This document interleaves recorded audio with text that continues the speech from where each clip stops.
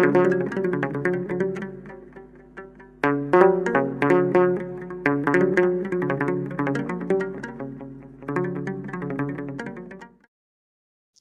አብ ወወልድ ወመንፈስ ቅዱስ አሐዱ አምላክ አሜን። ተወደዳችሁ በጌታችን በመድኃኒታችን በኢየሱስ ክርስቶስ በሰማያዊ ስፍራ በመንፈሳዊ በረከት ሁሉ የተባረካችሁ በብዙ ምሕረትና ጸጋ ትድግና ፍቅሩ የተጎበኛችሁ የተጠበቃችሁ እግዚአብሔር በዘላለም ማዳኑ ከሰማያት ልጁን ልኮ ጌታችን አምላካችን መድኃኒታችን ኢየሱስ ክርስቶስ ከእናታችን ከእመቤታችን ተወልዶ መስቀል ላይ ራቁቱን በተሰቀለ ጊዜ ዕዳ ሲከፍል ዕዳ የተከፈለለት የዳነ ሕዝብ ያደረገን ያደረጋችሁ ብሩካን ሁላችሁ እንደምን ቆያችሁ? ሁሉን የሚችል አምላክ ንጉሳችን ኢየሱስ ክርስቶስ ከአብና ከመንፈስ ቅዱስ ጋር በአንድነት በሦስትነቱ የተወደደ የተመሰገነ ይሁን። የእግዚአብሔር ልጆች ሁለት ቤተሰቦች እናት አባት ስትሮክ አድርገው አንድ ሴት ልጅ ነች ያለቻቸው። በጣም በችግር ውስጥ ነው የሚገኙት። እንግዲህ ይሄንን ቤተሰብ ብናቋቁም ብናግዝ ብንደግፋቸው የአጋፔ ቤተሰቦች የኛ ስራ ትልቅ ስራ ነው። ወደፊትም ብዙ ቤተሰቦችን በዚህ መንገድ ሲመጡ እናግዛለን። 911 413 80 ስልኬ ላይ ደውላችሁ ወይም በቫይበር ቴሌግራም ዋትስአፕ መልእክት አኑሩልኝ። አድራሻቸውን አስቀምጥላችኋለሁኝ። ይሄን እግዚአብሔር ቅዱስ ስራ እንግዶቻችንን እናስተናግዳለን እንሰራለን። እግዚአብሔር ባርካችሁ። ዳዊት በመዝሙር 22 በቅንፍ 23 መዝሙሩ ላይ እግዚአብሔር እረኛዬ ነው የሚያሳጣኝ የለም፣ በለምለም መስክ ያሳድረኛል፣ በዕረፍቷ ዘንድ ይመራኛል፣ ነፍሴ መለሳት፣ ለእሱም በጽድቅ መንገድ መራኝ። በሞት ጥላ መካከል እንኳ ብሄድ አንተ ከኔ ጋር ነህና ክፉን አልፈራም። በትርህ ምርኩዝ እነሱ ያጽናኑኛል። በፊቴ ገብተን አዘጋጅህልኝ፣ በጣቶቼ ፊት ለፊትም ራሴን በዘይት ቀባህ። ጽዋዬም የተረፈ ነው። ቸርነት ምሕረትህ በሕይወቴ ዘመን ሁሉ ይከተሉኛል፣ በእግዚአብሔር ቤት ለዘላለም እኖራለሁ የሚለውን 6 ቁጥር ያለውን መዝሙሩን ከዚህ ውስጥ አንደኛው የመጀመሪያው ላይ ያለው እግዚአብሔር እረኛዬ ነው የሚለውን ሐሳብ ነው መንፈስ ቅዱስ ከሕይወታችን ጋር እንድናገናዝበው እንድናየው ያደረገን። አንዳንዴ የለመድናቸው እንደ ቀልድ የምንጸልያቸው እንደ ቀልድ የምንናገራቸው የእግዚአብሔር ቃላት ጥልቅ የሆነ መንፈሳዊ ትርጉማቸውን ስትመለከቱ በጣም በጣም አስደናቂ ናቸው። በጣም ጠቃሚ ናቸው።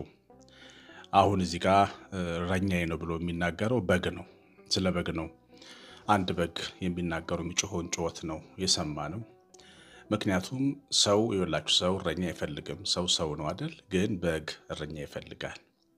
በተፈጥሮ ሕግ ውስጥ ራሳቸውን የማያግዱ እንስሳዎች መካከል በጎች ናቸው። በጎች እረኛ ካላገኙ በተለያየ አቅጣጫ የሚበታተኑ የሚሄዱበትን የማያውቁ ናቸው። ስለዚህ ሁልጊዜ በጎች እረኛ ተሰጥቷቸዋል። እረኞች ስለነበሯቸው ከተፈጠሩበት ጊዜ ጀምሮ እስካሁን ድረስ የኖሩት እረኛ ስለነበራቸው ነው። አለዚያ በጎች ስጋቸው የሚበላ ነው። ሰው ይበላቸዋል፣ አውሬም ይበላቸዋል። ለመበላት በጣም ቅርብ ናቸውና ለጥፋት ቅርብ ናቸው። ስለዚህ ግድ የሚጠብቃቸው ያስፈልጋቸዋልና የሁላችን ነፍስ እኛ ሁላችን የእግዚአብሔር በግ ነን። እሱ የፈጠረን በጎች ነን።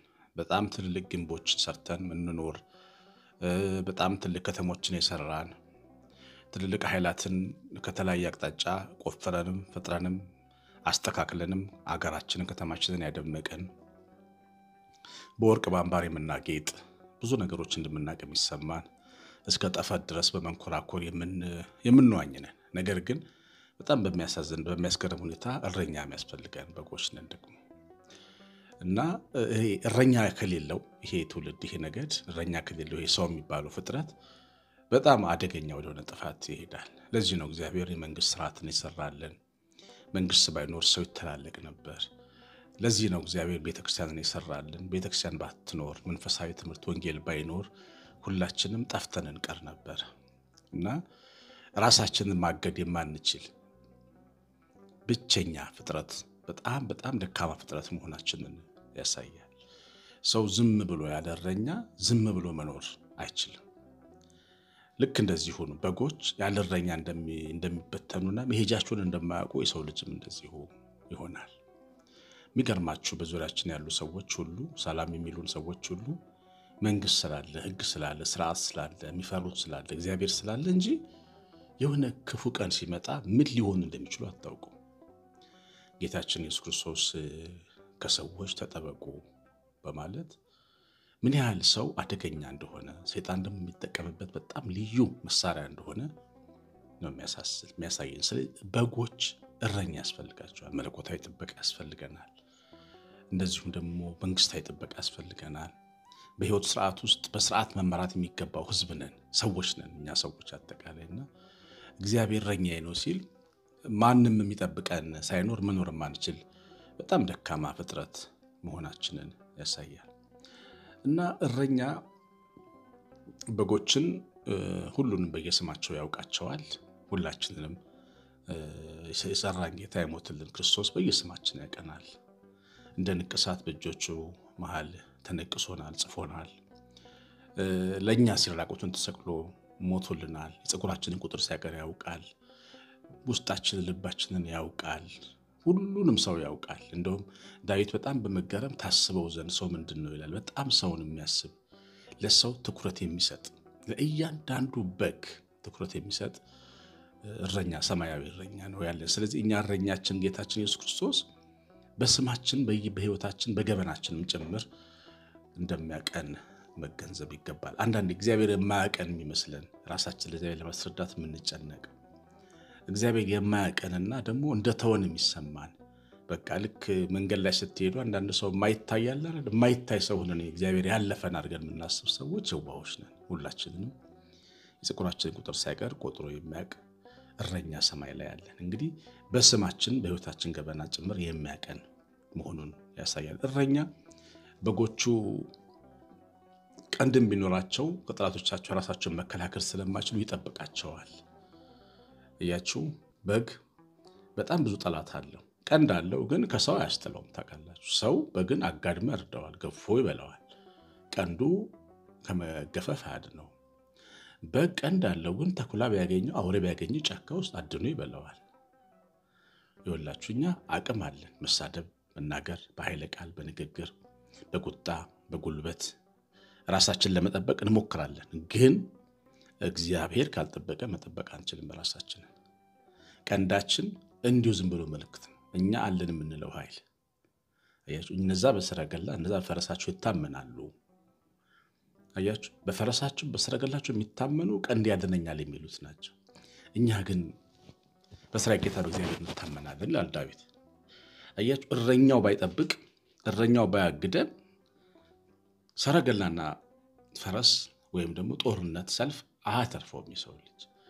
እግዚአብሔር ከተማን ካልጠበቀ ጠባቂዎች በከንቱ ይተጋሉ። እግዚአብሔር ቤትን ካልጠበቀ ጠባቂዎች በረኞች በከንቱ ይተጋሉ። በሩ የሚጠበቀው ከተማው የሚጠበቀው በመለኮታዊ ፍቅር ብቻ ነው። ስለዚህ የምንኖረው አቅማችን ጉልበታችን ጠብቆን ረድቶን ነው ብለን የምናስብ ሰዎች እጅግ በጣም ሞኞች ነን። መቼም በዘመናት ውስጥ ብዙ ነገር ተምረናል። በጃፓን ሱናሚ ጊዜ ያቺ የሰለጠነች ሀገር እንዴት እንደወደመች አይተናል። ራሷን ልታስጥል አልቻለችም። በኮቪድ ጊዜ የአውሮፓ፣ የአፍሪካ፣ የአሜሪካ፣ የኤስያ ሀገሮች ህዝቦች ምን ያህል እንደረገፉ አይተናል። ራሳቸውን ሊያስጥሉ አልቻሉ። እግዚአብሔር ቸር ስለሆነ ነው እኛ የምንኖረው በህይወት። ቀንድም ቢኖረው በጉ ግን ራሱን መጠበቅ እንደማይችል ተመልከቱ። እና ሁሌ ወደሚጠብቀን አምላክ እጆቻችንን ልንዘረጋ ይገባል። አባት አብርሃም ለሰዶም ንጉስ ምንድነው ያለው? እኔ እጄን ወደ እግዚአብሔር የዘረጋው ሰው ነኛል። አብርሃም ጉልበተኛ ጎበዝ ተዋጊ ነው። በውጊያ ተፈትኖ አሸናፊ ሆኖ አይተነዋል። የሰዶም ገሞራን ሀገር የዘረፈው 5ቱን ነገስታት ወቅቶ ምርኮ ይዞ መጥቷል። ግን እጆችን ወደ እግዚአብሔር የዘረጋው ነኝ ብሎ ነው ያለው።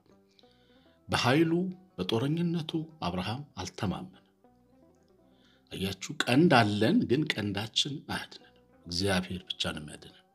እንግዲህ እንዳያችሁት ነው በግ በቀንዱ ራሱን ሊጠብቅ አይችልም። በግ ራሱንም ሊያሰማራ አይችልም። እዚህ ጋር አሰማራኝ፣ እዚህ ጋር ሊቀመጥ፣ ለምለም ቦታው ይሄ ነው ይሄኛው ይሻላል ብሎ አያውቅም። በግ እረኛ ወደ መራው ነው የሚሄደው። እጅግ በጣም በሚገርም ሁኔታ በትክክል የእግዚአብሔር በጎች እረኛቸው ወደ መራቸው ይሄዳሉ። ምናልባት እነሱ ያሉበት ሀገር ቀጤማና ለምለም የሞላበት ሰዶም ሊሆን ይችላል፣ ወይም ደግሞ ባቢሎን ኡር ሊሆን ይችላል። ግን እግዚአብሔር እኔ ወደማሳየው ውጣ ሲላቸው የሚወጡ እንደ አብርሃም አይነት በእምነት ከአብርሃም ጋር የሚመሳሰሉ አብርሃምን የሚከተሉ ታዛዦች ናቸው በጎች። የራሳቸውን መኖሪያ የሚፈልጉ የራሳቸውን ሀገር የሚመርጡ ሰዎች ኖሩ ይችላሉ። በጎች ግን እረኛቸውን የሚከተሉ ናቸው።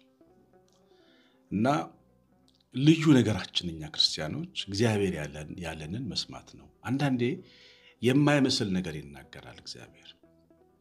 ለምሳሌ በዘፍጥረት 18 ላይ ወደ ሳራ እና ወደ አብርሃም ድንኳን በመጣ ጊዜ እንግዳው ሥላሴ ሳራ ወዴት ነች? የዛሬ ዓመት ትመጣለች፣ ወንድ ልጅም ትወልዳለች አለ። ይህን ሲናገር ሳራ በስተውስጥ ሆና ታዳምጥ ነበርና አሳቃት ይላል። ሳቀች። የሳቀችው ሳራ ሞታለች፣ የሳራ ማህፀንም ሞቷል፣ የሳራ የወር አበባ ተቋርጧል፣ የሳራ ሰውነት ደክሟል፣ ፍትወት አይሆንለትም፣ የዛሬው እንግዳ ምን አይነት የዋህ እንግዳ ነው ብላ ሳቀች። እግዚአብሔር ግን ለምን ትስቂያለሽ ሳራ? በእውነት እግዚአብሔር ምስታው ነገር አለን ሲላት ደነገጠች። የማይመስል ነገርን አንዳንዴ ሊናገር ይችላል እረኛው። በጎቹ ግን አሜን ብለው ይቀበላሉ። ትክክለኛ የማይመስሉ መንገዶችን እየመራ ሊሄድ ይችላል፣ ግን ፍጻሜው ያማረ ይሆናል። ለዚህ ነው ጌታችን ኢየሱስ ክርስቶስ በጠበበው ደጅ ግቡ፣ ፍጻሜው ያማረ ነው። እያችሁ ብዙ ሰፊው መንገድ ብዙዎች የሚገቡበት አለ፣ እናውቃለን ብለው የሚሄዱ ሰዎች የሚሄዱበት መንገድ አለ።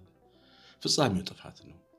እረኛው ግን ሲመራ ጠባቡ ደጅ ወደ ትልቅ የረፍት ቦታ ይወስዳል። እና እግዚአብሔር በወሰደን በመራን ቦታ ለመኖር ፈቃደኞች ሆንን በማይመስል ሁኔታ እንኳን ቢሆን ለመወሰን ወደኋላ የማንል መሆናችንን ያሳያል። እንግዲህ እግዚአብሔር እረኛዬ ነው ሲል በጉ እንዲህ ማድረግ የሚችል ነው ማለት ነው። ፈቃዱን ሐሳቡን የሚያስተውል ፈቃዱ ምን እንደሆነ የሚያስተውል ሞኝ ያልሆነ ማለት ነው። እንግዲህ በግ ማለት ይሄን ትልቅ ነገር የሚያስተምረን ነው። እግዚአብሔር ብሩካን እረኛ በጉ ይታመናል። ሁሉ ጊዜ በጎች ሁሌ የሚለዩበት ትልቁ ነገራቸው እረኛቸውን ማመናቸው ነው።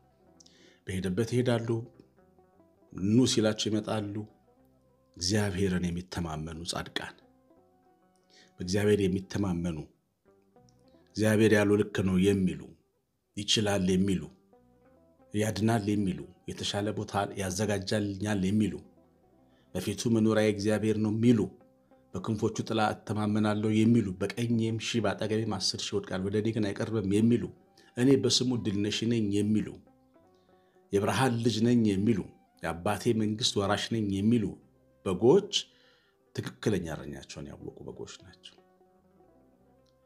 በጎች ናቸው። ግን እንደ ፍየሎች የሚኖሩ ሰዎች አሉ።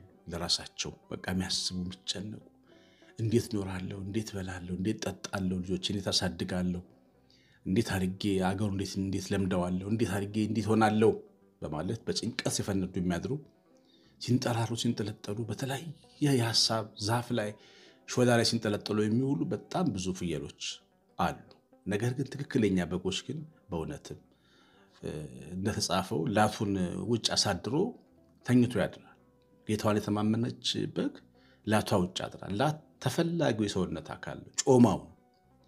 ነገር ግን ያንንም ቢሆን እግዚአብሔር አባቴ ያለ ማንም አይነካኝ ወንድ የሆነ እንካኝ ብላ ተማምና ታድራለች እች በግና በጌታ የመተማመን ትልቁ ምልክት ነው በግነት። እግዚአብሔር አባትን፣ ንጉስን፣ አዳኝን፣ ጠባቂ፣ እረኛ ፈጽሞ ማይጠረጠረውን እውነተኛውን ኖላዊ አምኖ መኖር የሚችሉ ናቸው። እግዚአብሔር እረኛዬ ነው ብሎ የሚጸልዩ ቃሉ ስንናገረው ቀላል ሊመስለን ይችላል፣ ግን መንፈሳዊ ትርጉሙ በጣም ጥልቅና ከፍ ያለ ነው እና እግዚአብሔር ላይ ያለን ትልቅ እምነት በእሱ ላይ ያለ መደገፍና መተማመን በአባታችን ፊት በእረኛችን ፊት እሱ እንዳለው መኖር መቻል ይሄ ነው በግ የሚያሰኘን። የእግዚአብሔር በጎች እሱ የኛ እረኛ ነው እና እግዚአብሔር እረኛል ብለን ስንጸልይ እነዚህ ሁሉ ሐሳቦች በደንብ እያሰብናቸው እንድንጸልይ እያሰብናቸው እንድንማረው መንፈስ ቅዱስ ያስተምረናል። እግዚአብሔር ባርከን የሰማነውን በልባችን ይጻፍልን። የእግዚአብሔር ቸርነት የእናታችን እመቤታችን ረድኤት በረከት በሁላችን ላይ ይደር። ማሳሰቢያዬን አትርሱ። የታመሙትን ሰዎች ጉዳይ እንዲሁ ደግሞ ላይክ እና ኮሜንት አድርጋችሁ ስለምትወጡ ዘራችሁ ይባረክ። ቀሲስ አሸናፊ ነኝ። ሰላም